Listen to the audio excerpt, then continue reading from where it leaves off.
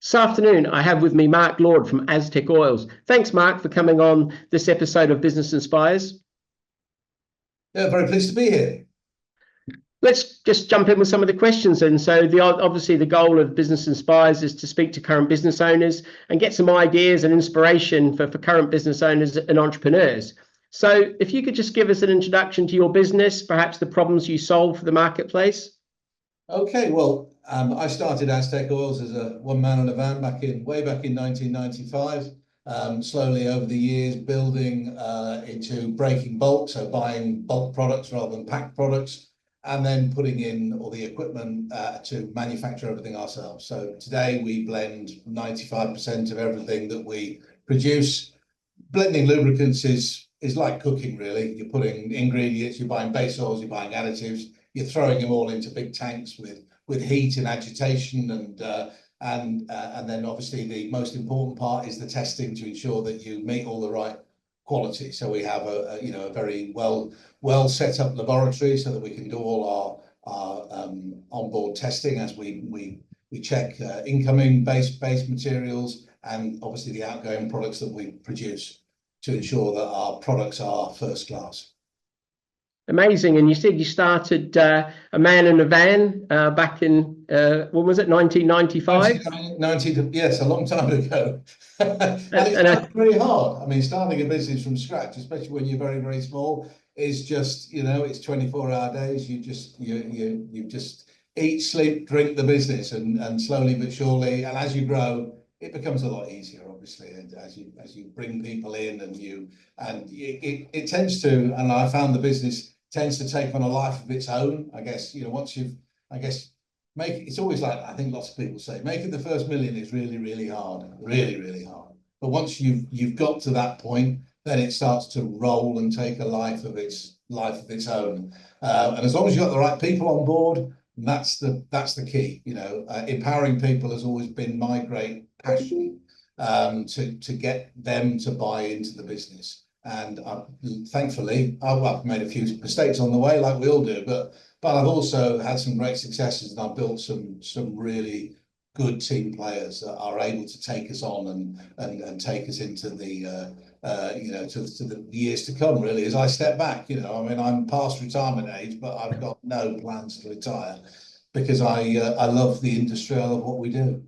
Amazing. And I think we were talking just before we came on, and you've got about 90 people now in the business, and you're exporting all around the world. So that's quite a journey from a man with a van, and no doubt we'll pick on a bit more of that as we go through the interview. So what actually inspired you to start your own business? Was it something you always wanted to do? I've been working for other lubricant companies and seeing kind of mistakes, and I guess I don't particularly like being told what to do. So it's kind of, I thought, I think I can make a better job of this. So, you learn the industry as you go along, you look around and you think, yeah, I think I could do this, which is the driver, really. Oh, amazing. So what do you think's been the hardest thing that you've had to sort of overcome during your journey? The hardest thing I've ever seen in our industry is what we're currently facing, which has been huge, which is since the outset of the war with Russia and Ukraine, and we've seen an enormous product dumping, which is Russian backed into the UK, which is actually killing our business. Currently, they're selling product at half what we can make it for, and it's we've managed to band together with the UKLA, the United Kingdom Lubricant Association, and some other key players to actually start a trade remedies application. Trade Remedies Agency is a government body that report and analyse on product dumping, and with the view, ultimately, they take a long time being the government, but to actually put in a tariff to actually equal the playing field. So I'm fighting currently, which has been really, really hard, on behalf of the industry to level the playing field and get back to where we are. It's going to take a long time. The whole process only just started in June, and they'll come to their conclusions by August of next year. So I'm hoping that we might have an interim tariff in place by February. So we've still got a real rough time ahead of us, but we've got a light at the end of the tunnel, because I've been fighting this for a long, long time, and going round and round in circles with lots of government agencies, and it's been incredibly frustrating, I can tell you. Wow, that's quite an amazing market challenge to be facing, particularly something like that that's, outside your control. What's been the biggest learning that you've had as a business owner as you've sort of gone through the journey, do you think? On this particular instance, or Just generally, just on your journey through from that sort of man with a van through and growing the business, you talked about the first million, what's been the hardest thing you've been through? I think the most difficult thing when you start a business is you do everything yourself, and or what you think, if I had a clone of me and another clone of me and have all these people, then it would be great. But you have to learn to work with people, and you have to learn to sort of try and see their strengths and their weaknesses and try and balance it. And I think that's the most difficult thing that I found. Actually, nurturing and finding talent that you can grow is immensely fulfilling when you get it right. Very frustrating when you get it wrong and you have to get rid of people. But Yeah. but I think I became quite good at it. And I think that was kind of the key driver to be able to build this team. And they actually most probably do a better job of promoting the company than I do myself.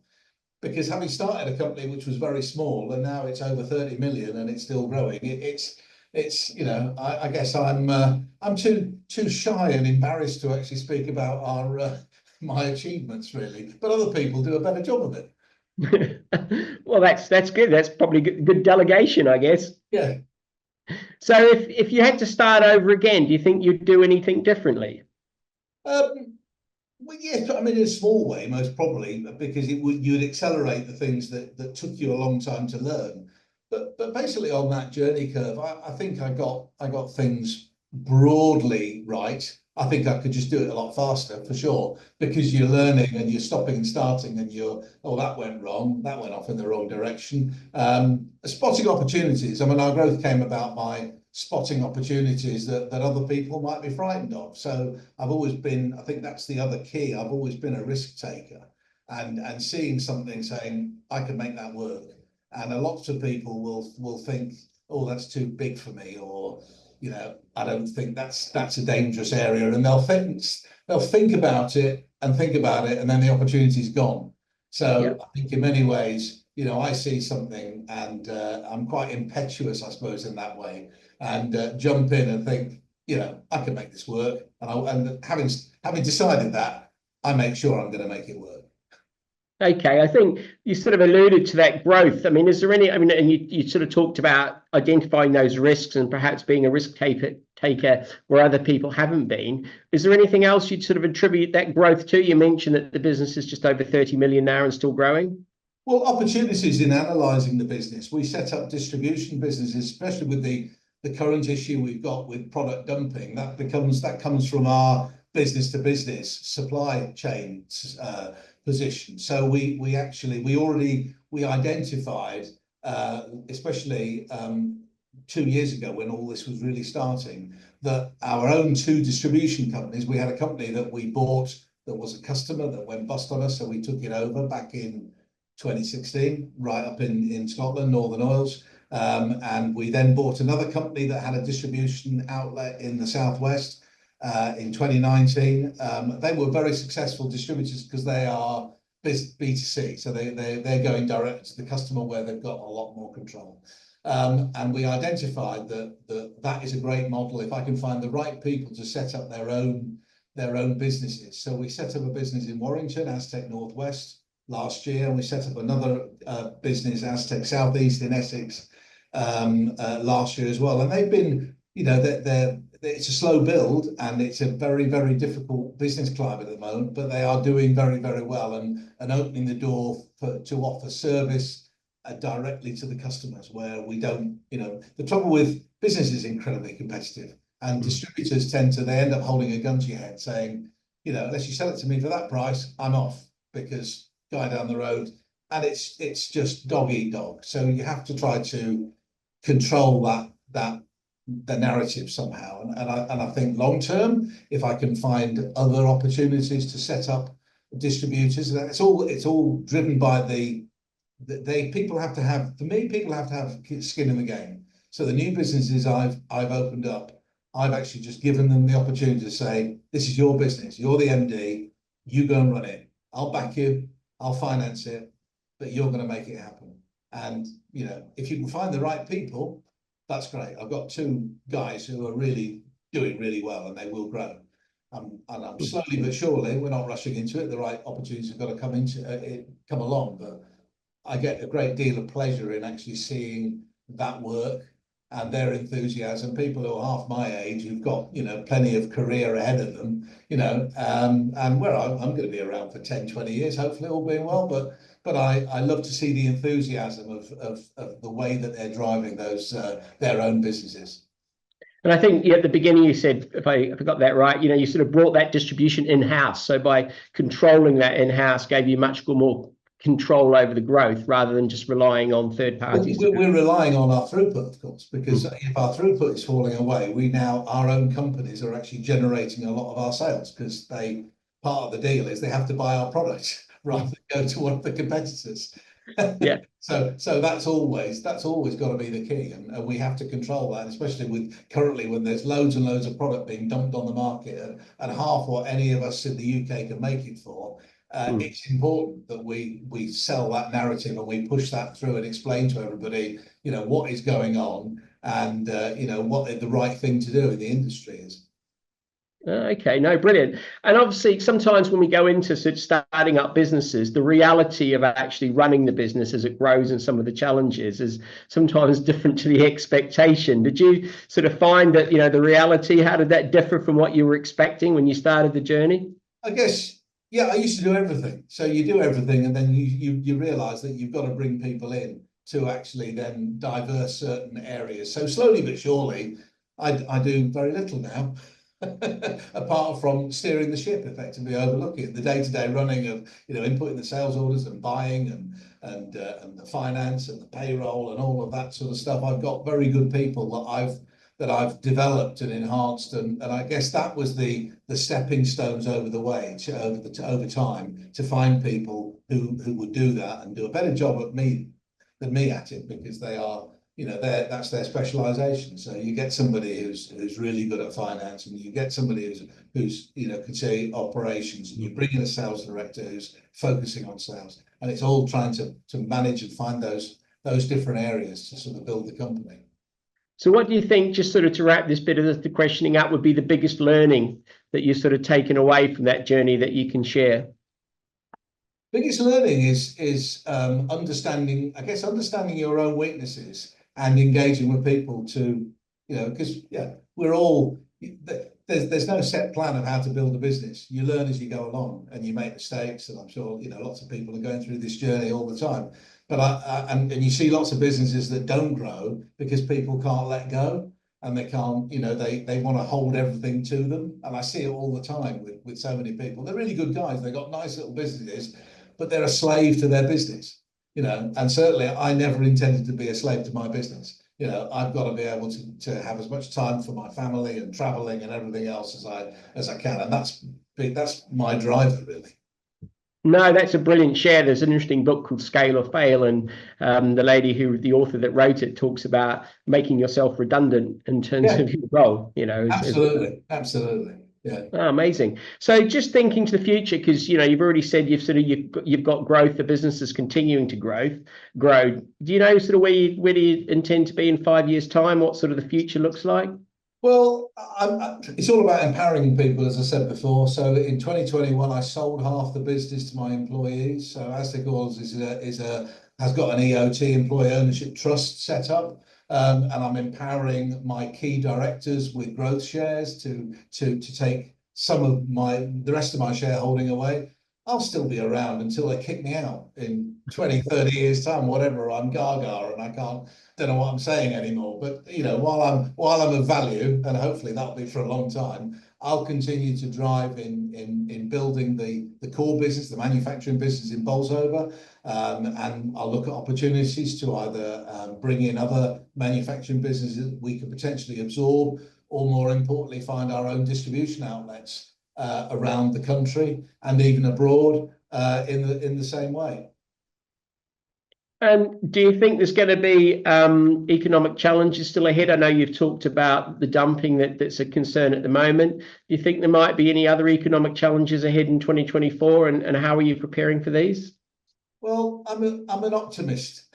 I'd like to think that our new government is going to be kind to business. I don't think the Tories really did us any favours, and I think there will hopefully be a pragmatic view to what we need to grow and develop. And so, I see opportunities. I mean, the issue with product dumping, we will win ultimately. We need to ensure that we can maintain a fair playing field. And I think in general, that's just not in our industry, but we're faced with all sorts of challenges from around the world we're well, who knows what's going to happen? If Trump gets in December, what's going to happen? And there's sort of big question marks around the world, which are really quite frightening. So I don't think we should even dwell on those. We have to deal with what we've got.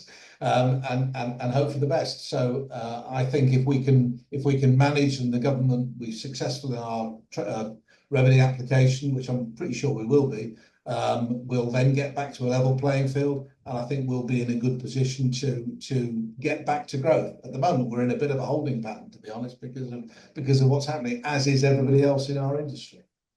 Interesting. And another thing that's sort of quite topical at the moment is AI. Do you think that's going to have an impact in your industry going forward, or might change your industry in some way? AI is a bit frightening, isn't it? Because it can be over-egged tremendously, and you can start to kind of lose the direction. So I'm not sure that artificial intelligence is going to play a huge part. Automation and robots, etc. Yeah, for sure. We're all going to aspire to actually to automate increasingly so, and that's something that we always look at. But as far as putting in artificial intelligence to actually take over the management of making important decisions, I find that concept pretty terrifying, to be honest. But then I'm pretty old-fashioned. It's been around a long time. Yeah, I'm not quite sure if we'll get that. Well, it'll be interesting to see whether we see that much advance in AI in our time. But certainly, there's a lot of data processing and that sort of apps and applications available at the moment. There's a lot of things that it can do, but it's like AI, it going to its ultimate, where it's making all those important decisions. That is, I think, where the danger really lies. Yeah.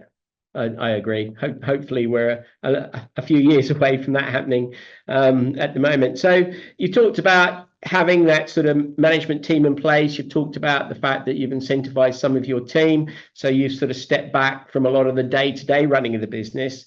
Because I was going to ask about sort of work-life balance and daily routine, because sometimes that seems to go out the window, particularly as businesses are growing. But how have you sort of achieved that? I've already got that, Rod. So I've managed it, and I saw your questions, and I thought, well, I've achieved what I really wanted to do. I love the business, so I don't understand people who want to retire.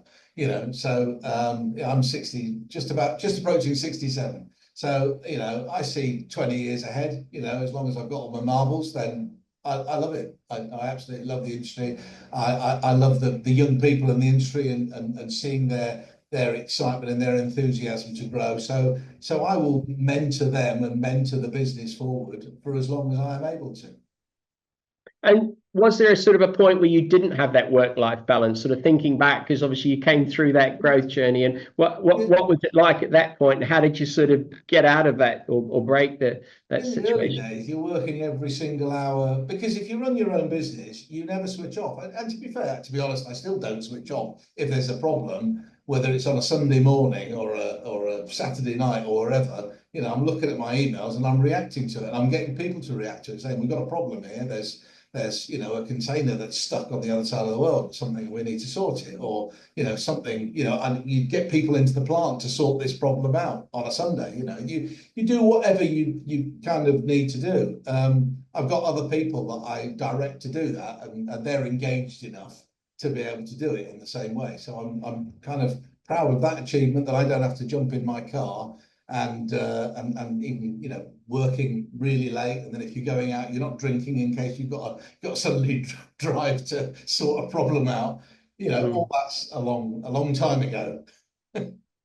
Was there anything in particular that was it, again, coming back to team and getting the right people in place? Was that sort of the catalyst to getting that ability to get that balance? I think it just came about naturally, to be honest. It came about naturally over quite a period of time. It seemed to be a natural transition. You know, you go through people who you employ that are just jobs worth, and you have to do everything yourself, and then you find people who actually, you know, have got the spark, who actually take responsibility and buy into doing what I've been doing. And so then you encourage them, and then that takes the pressure off you. So, and slowly but surely, I think it goes through different parts of the company where I found that position, saying, got a really great guy here now. He's really bought into this. That part of the business, you know, he can look after now, you know, whether it's operations or whether it's technical, and I don't have to get involved as much. And so all these things kind of come together and